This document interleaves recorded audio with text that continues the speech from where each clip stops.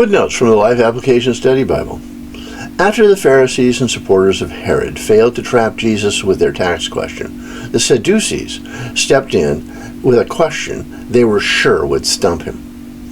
They had successfully used this question against the Pharisees, who could not come up with an answer. The Sadducees did not believe in life after death because the Pentateuch, Genesis through Deuteronomy, had no direct teaching about it, and the writings of Moses were the only scriptures they followed.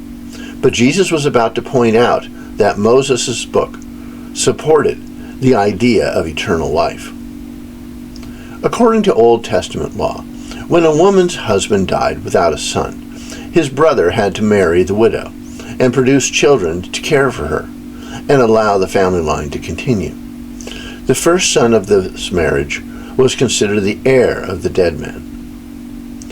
What life will be like after the resurrection is far beyond our ability to understand or imagine. We need not be afraid of eternal life because of the unknowns. However, instead of wondering what God's coming kingdom will be like, we should concentrate on our relationship with Jesus right now, because in the new kingdom we will be with Him. If we learn to love and trust Christ now, we will not be afraid of what He has in store for us then. Jesus' statement does not mean that people won't recognize their spouses in the coming kingdom.